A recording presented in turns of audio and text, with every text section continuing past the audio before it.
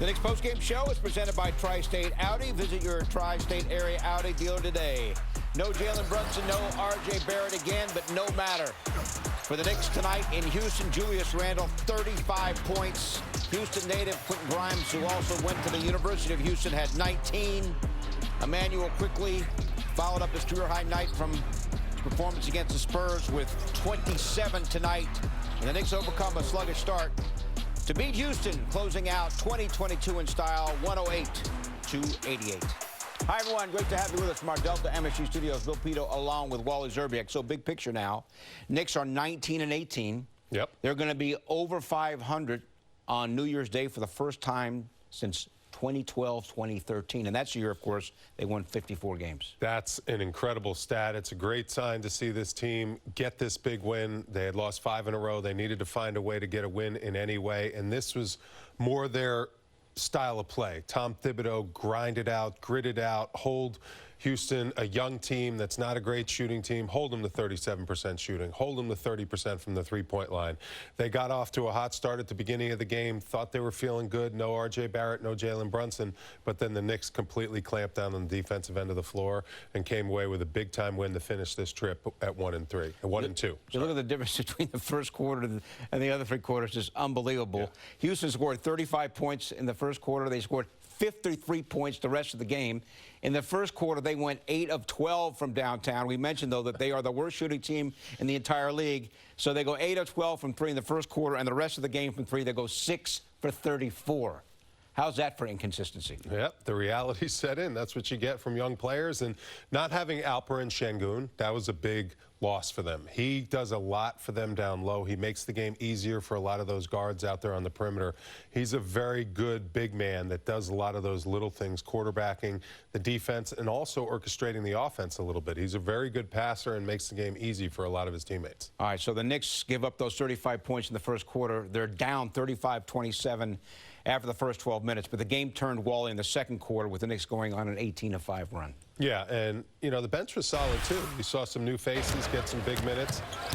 Fournier was in there. Here, Fournier catches the loose ball off the steal and does a good job of getting it over to quickly for the easy 2.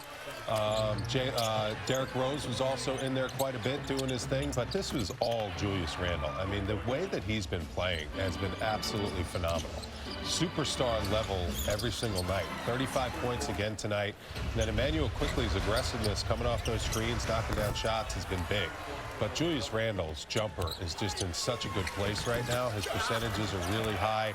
Mitchell Robinson, after struggling against San Antonio, really brought it tonight. I said without Sengun in there, this was going to be Mitchell Robinson's paint to dominate.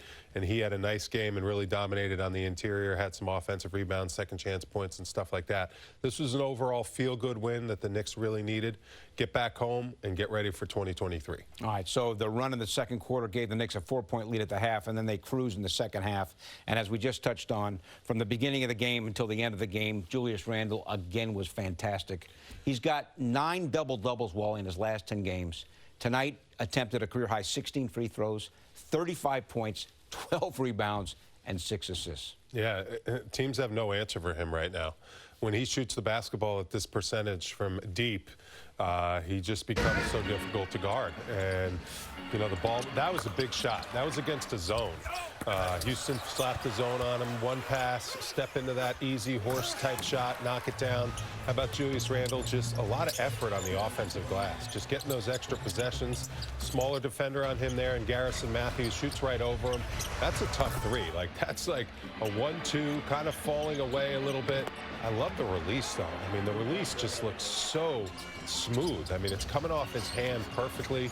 Great arc. He's got, you know, nice soft legs when he shoots that 3. He shoots it and floats it up at the basket really nice. And then when he needs to go inside and do that dirty work and get after it and get physical, he's willing to do that too. I mean, you mentioned it, 9 out of 10 games with double-doubles. I mean, he's doing it on both ends of the floor and just playing some really, really high-level basketball.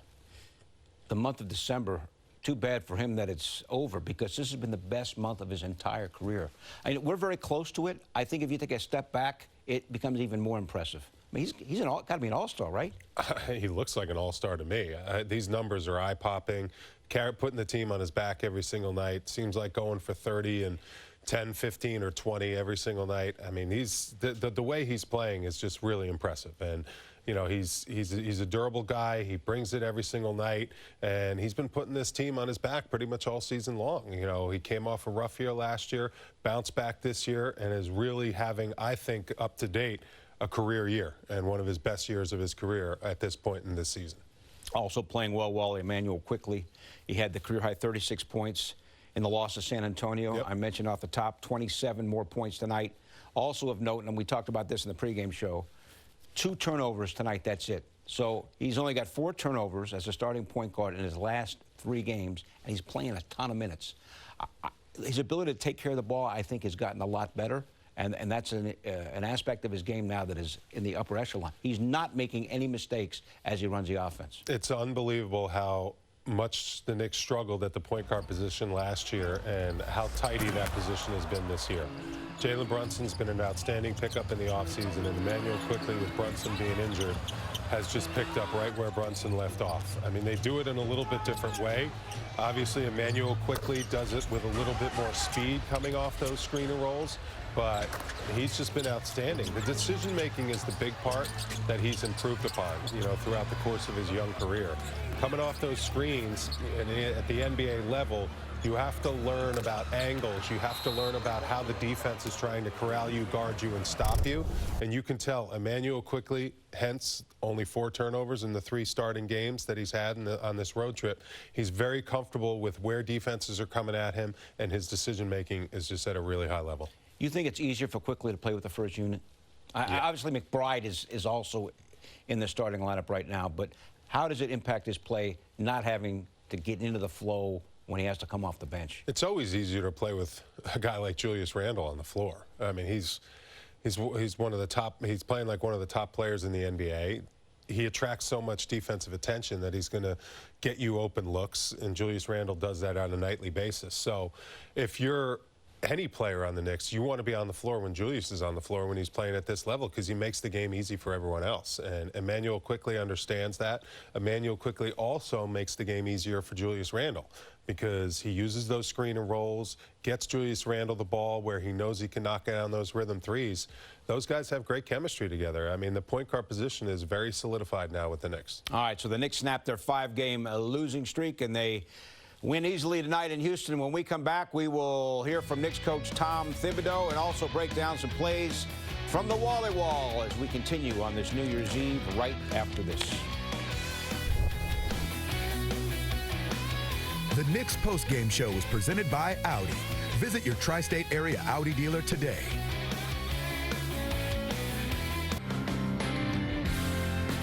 All right, the Knicks' first game in 2023, Monday afternoon as they play host to the Suns. Pre-game at 2:30, game at 3, and also stream our coverage on MSG Go. Knicks win easily tonight in Houston. Here's Tom Thibodeau, his post-game comments presented by Chase. First quarter, 53 the rest of the way. What changed defensively? Actually, I didn't think a lot changed other than, like, I liked how we were tied together. Like, I thought they made perimeter shots in the first quarter, but I thought several were challenged. So I liked that aspect, and I knew if we kept doing that over the course of the game, it would work out. And I think we've been, and that's what we talked about, you know, in getting ready for them. We've shown that we're one of the best teams in the league. We're top 5 in several categories, one being points in the paint.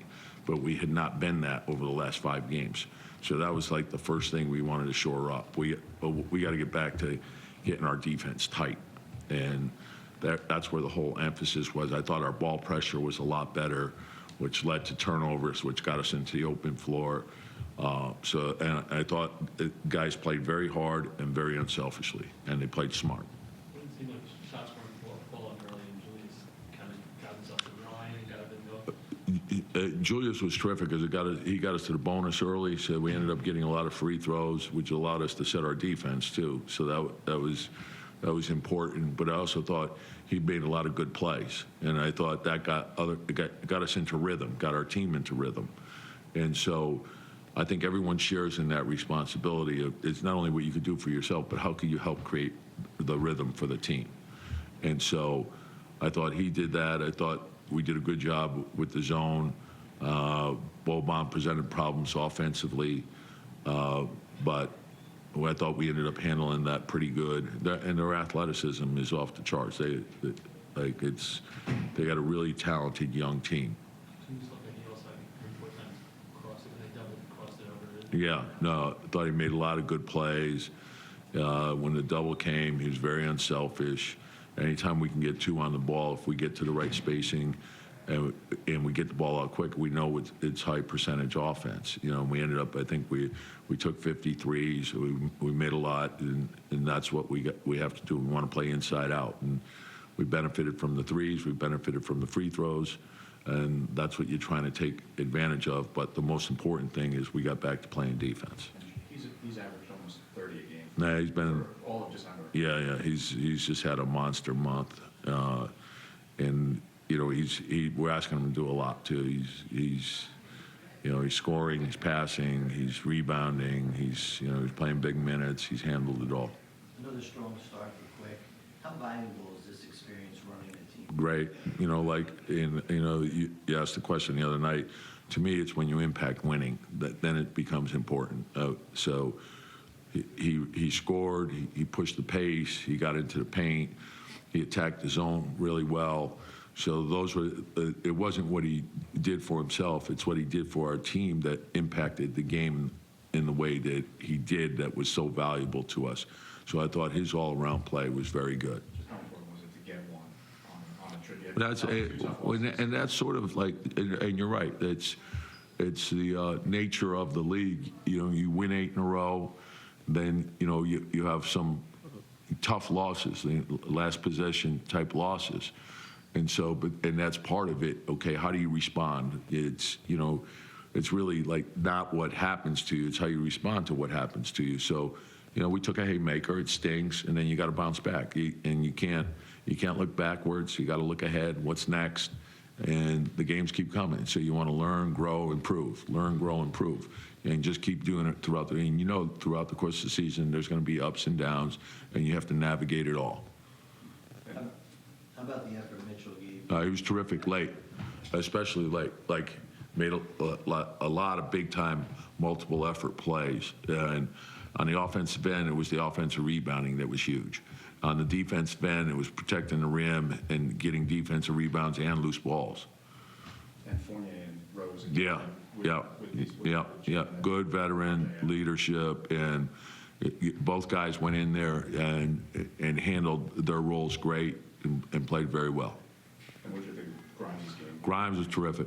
Yeah, and I thought even though Deuce didn't shoot the ball well, I thought he played a really good game too. I thought the defense of Deuce and Quentin was outstanding, and so everyone has a role for those guys. And they can impact the game greatly with their defense, and they usually do. Yeah, obviously, don't want to be without those guys, but be without Jalen and RJ like you have. I prefer not to. Yeah. The extra time, the opportunities that those guys have had.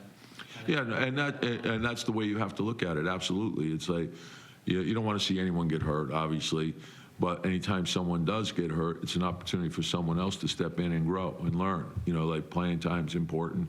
So, and that's why you need a team. We always say, next man be ready. You don't know when your opportunity comes, and you have the responsibility to be ready for your team. And so, credit to those guys for doing that.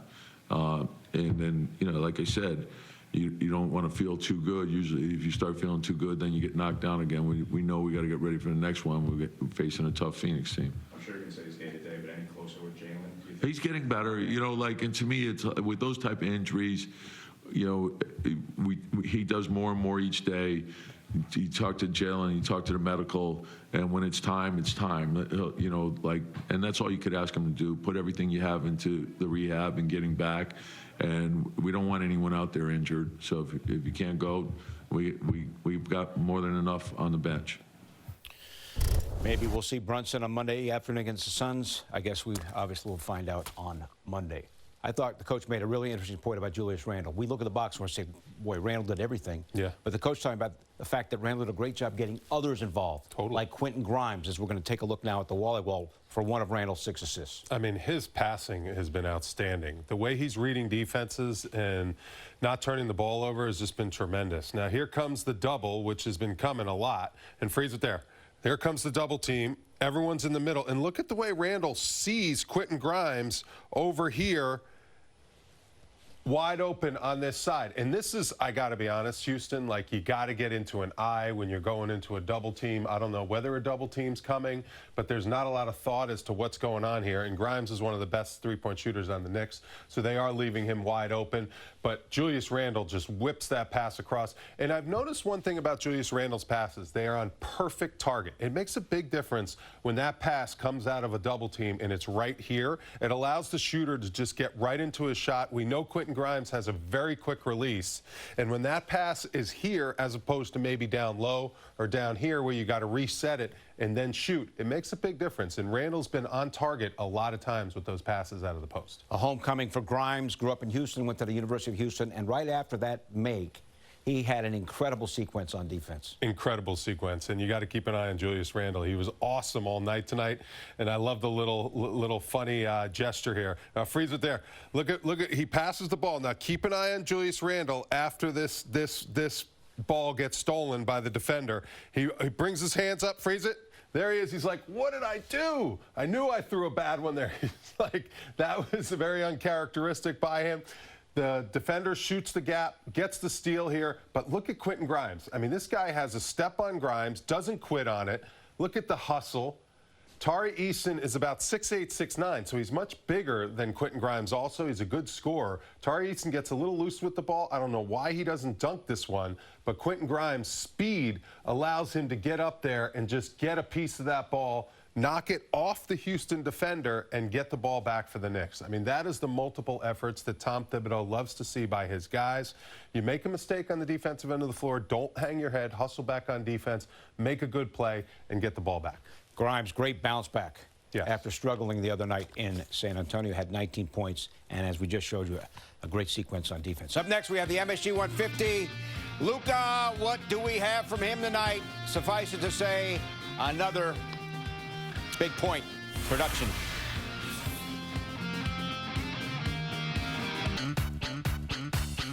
The Knicks' first game of the new year comes Monday afternoon, tilt against the Suns. Pre-game 2:30, game at 3. You can also stream our coverage on MSG Go. Quentin Grimes, 19 points in a homecoming for him back in Houston. This game been circling on my calendar the whole season. Got to play in front of friends and family who haven't seen me in NBA jersey yet, so it was great. A lot of emotion for sure. How many people did you end up having here? I knew my mom. She told me just from her knowledge, she had at least 30 or 40. Just like I know that I know personally, and then people who probably I don't know, and who were fans from U of H, fans of me from Houston. So I know I had about 30 or 40 for sure. Not from a personal standpoint, but how important was it for you guys to get this win after 2 tough losses? Yeah, it was real important. Just I really wanted to win more than anything, not just because I was back home, but just we kind of in a funk a little bit, 5-game losing streak, and then good just to end the year on a good note when we go back home and kind of get on a run, hopefully. Do you think this is done when you guys without Jalen and RJ getting Miles all these minutes and quickly getting almost 40 minutes a night? Just kind of what do you think this does for these guys down there? Yeah, it's good just to kind of get the confidence up, you know what I mean? So show them and show Tib that they can play like those like you said, those 40 minutes a game. They can contribute in quick bursts if we need them now that Jalen and RJ is out. So it gives them a lot of opportunity. So it gives them a different look, different scheme that we can throw at them. You know, dudes can play defense full court. So it's great just to know we got like guys like that who can come in and contribute right away. Back now from the corner 3, presented by Michelob Ultra. Remember to enjoy every bucket. You know, Grimes, what a bounce back for him. Only 1 of 10 from the floor against the Spurs after going for a 33-point night against Dallas the game prior. Yeah, and also the defensive bounce back. Grimes and McBride really imposing their will on the perimeter of this Houston Rockets team. They have 2 guys that average right around 20 points a game in Green and Porter Jr., and they were just on lockdown. I think those guys did a great job on those 2. So that's a great sign. And you know Grimes isn't going to have too many bad games stacked together. He's too good of a player. He's too good of a shooter. But it was also good to see this Knicks team get right on that end of the floor and Grimes to get right and start playing good basketball again. All right, so Grimes with 19, giving the Knicks a 3rd scoring option behind Randle's 35, and Emmanuel Quickly's 27. We'll continue with more after this. Knicks beat Houston tonight, 108-88.